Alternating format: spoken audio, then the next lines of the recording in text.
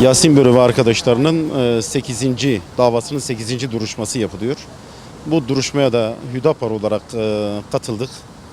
Doğrusunu söylemek gerekirse başından bu yana mahkeme safahatında işlenen cürümün ağırlığına uygun bir dava süreci olduğunu söyleyemiyoruz.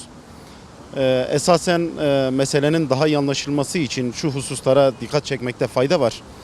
6-8 gezi olaylarıyla başlayan ve daha sonra 6-8 Ekim olaylarıyla devam eden, sonra Çukur ve Barikat tiyatrosuyla devam eden süreç aslında 15 Temmuz darbesine giden sürecin hazırlık aşamasıdır. Eğer meseleye bu gözle bakmazsak, sadece spontane gelişen bir olay gözüyle bakarsak, o zaman gerçeklere ulaşmamız son derece zor olacak. Böyle bir süreçten bahsediyoruz. Dolayısıyla bu ağırlıkta 15 Temmuz darbe sonrası yaşanan darbeyle hesaplaşma adına ortaya konan ciddiyetin bu konuda da ortaya konması gerekiyor. Biz bu konuda çok ciddi bir eksiklik olarak görüyoruz. O açıdan özellikle halkı sokağa davet ederek halkın arasında belki yıllarca sürecek olan bir kin ve nefretin oluşmasına sebebiyet veren azmettiricilerin mutlaka mahkeme safahatına dahil edilmesi, azmettirici sıfatıyla mahkeme önüne çıkarılması gerekiyor. Soruşturma bu anlamda derinleştirilmeden yürütüldüğü takdirde maalesef mahkemeler bir tiyatro oyunu olmaktan öteye gidemeyecektir. Esasen burada siyasi iradenin de üzerine düşeni yapmadığı kanaatini taşıyoruz.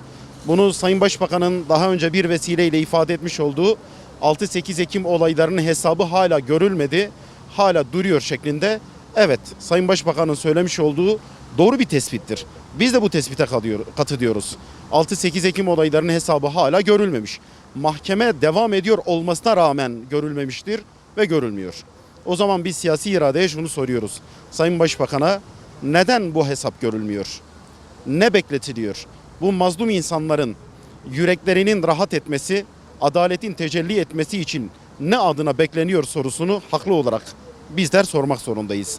O açıdan Türkiye'de toplumsal barışın sağlanması, darbeyle hesaplaşma, gerçek anlamda bir hesaplaşmanın yaşanması, darbe öncesi süreçte darbenin hazırlık aşamalarından bir tanesi, bir parçası olduğunu düşündüğümüz 6-8 Ekim olayları ve vahşeti bu ağırla yaraşır bir ciddiyetle devam ettirilmediği takdirde adaletin tecelli edeceğine biz inanmıyoruz. Toplum bunu kendi vicdanında mahkum etmiştir. Adaletin de siyasi iradenin de bunu gerçekleştirmesi temel çağrımızdır. Kuşkusuz bu komple bir girişim. Sadece birkaç tane tetikçi, serseriyle izah edilecek bir mesele değil. Bunun azmettiricileri ve o dönemde bu azmettiricilerin çağrısıyla dışarı çıkan, sokağa çıkan kitleleri durdurma görevinde bulunması gereken kolluk görevlilerinin, polis teşkilatının üzerine düşeni yapmadığı kanaatini taşıyoruz. Hem azmettiriciler hem de bu anlamda delillerin yetersiz olmasına sebebiyet veren ve belki de bilinçli bir el bunu engellemekte, delillerin ortaya çıkması.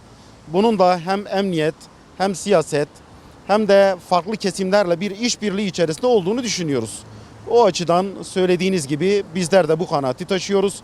Burada sadece suçlamamız gereken birkaç tane suça itilmiş çocuk ya da birkaç tane tetikçi serseri değil, azmettirenler, görevini yapmayan kolluk görevlileri, bu yönde soruşturmanın derinleştirilerek yürütülmesi, gerçek suçluların ortaya çıkarılması, mahşeri vicdanda adalet duygusunun tecelli etmesine vesile olacaktır.